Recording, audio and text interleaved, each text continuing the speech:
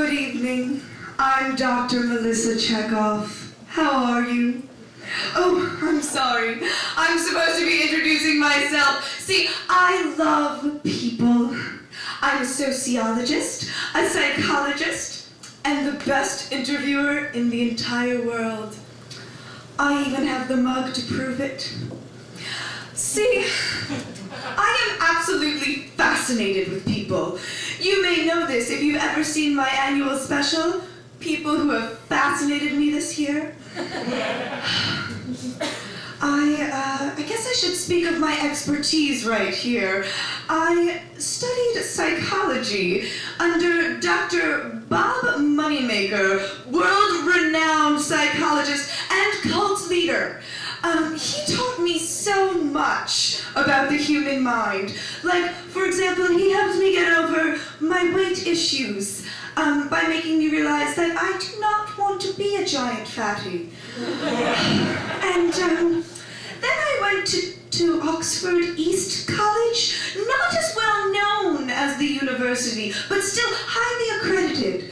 And it was there that I met my darling husband, Professor Theodore Checkoff.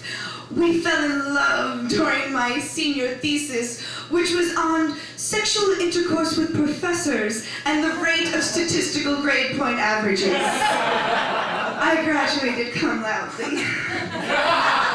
I am so honored to be part of the ultimate experts, to shine a human side on history, archaeology, scientific, and mythology beliefs.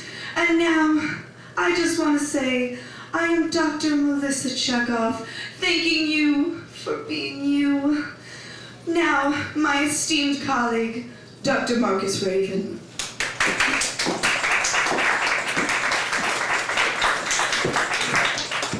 Thank you, Dr. Checkoff. All right. My name is Dr. Marcus Raven, and I am an archaeologist. Now, I hold many, many degrees, and they're just too numerous to name at this point, so we'll just move on. I have actually gone to several universities that are highly prestigious. In fact, they are what you call super accredited. Their accreditation is so high, it can only be seen with special glasses. Now, through my years growing up in Illinois, I've constantly lied to as a child. It all started with my mother, the most frequent liar to me. It started with the first lie she ever told, that my father was an astronaut who died on a secret mission to Mars, and lasted all the way up to her final lie, stay right here, I'll be back. Now, what I've learned is that history is written by the winners. Now, if you get something like that, there's going to be a lot of bias.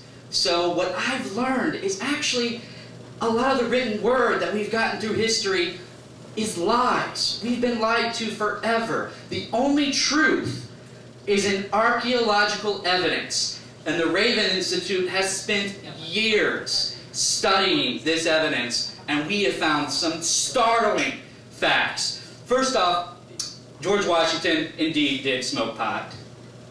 Thomas Jefferson did indeed like crystal meth. Aaron Burr did indeed shoot Alexander Hamilton while tripping on acid.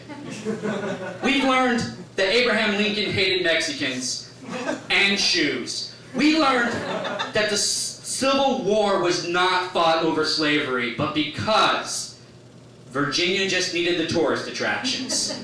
We've learned that Franklin Delano Roosevelt liked to eat children.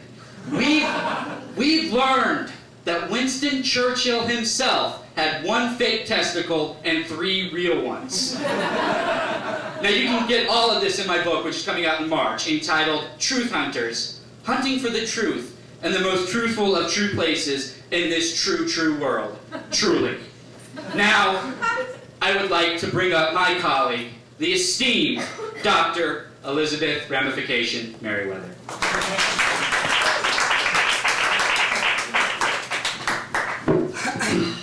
Hi. My name is Dr. Elizabeth Ramification-Merriweather. I'm here representing the fields of Greek mythology and the sciences. I specialize in Greek mythology, specifically the myth about Persephone and the harvest. I don't know, I'll tell you a little bit about me. I'm from West Virginia. Both of my parents, unfortunately, passed away when I was little. They were both left-handed people who were killed trying to use items designed for right-handed people, which, as you may know, is something that not enough people address. My father passed away playing Russian roulette with a gun that was designed for someone who uses his right hand. And my mother, unfortunately, committed suicide swallowing from a jar of pills that are designed to be opened like this. So I'm thinking about that coming from a happy beginning, which is just kind of my thing. I was raised by my grandmother in the woods. It's kind of very, I don't know if you've seen the movie Nell, but I associate very strongly with that. My grandmother didn't have a stroke, so I can talk normal. I can talk like you people. I can talk to you people, I feel like you're getting what I'm saying. But I have kind of a thing for Liam Neeson, you know, it's kind of like a thing that comes with the territory. I went to Slippery Rock University where I majored, as I said earlier, in Greek mythology, physics, biology, and chemistry. I went on further to Harvard where I got my PhD in event planning, which is, I set most of this up. Thank you so much for coming. I appreciate your response to the Evite. You know, that's a lot of schooling and $200,000 that I've got to pay off. And that's pretty much me. I'm living right now with my husband in DC. He is in the he's not in the CIA. My husband, he's a VP for Pottery Barn.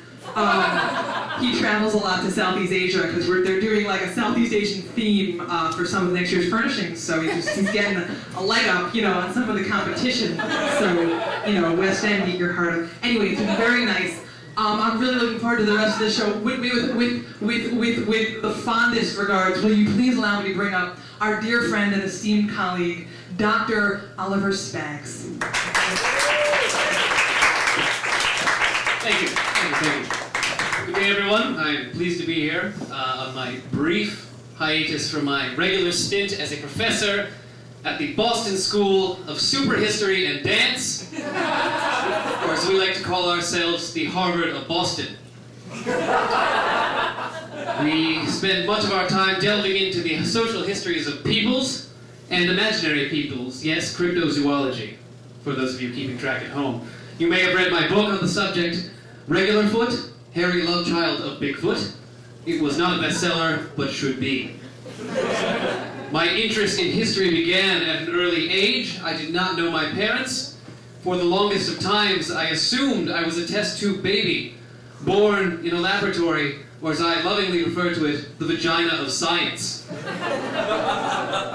My first discovery, that of my own navel, quickly dissolved me of this notion.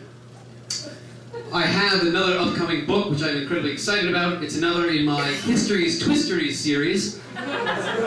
This one will explore historical feats of daring do, and it is aimed at children and incredibly stupid adults.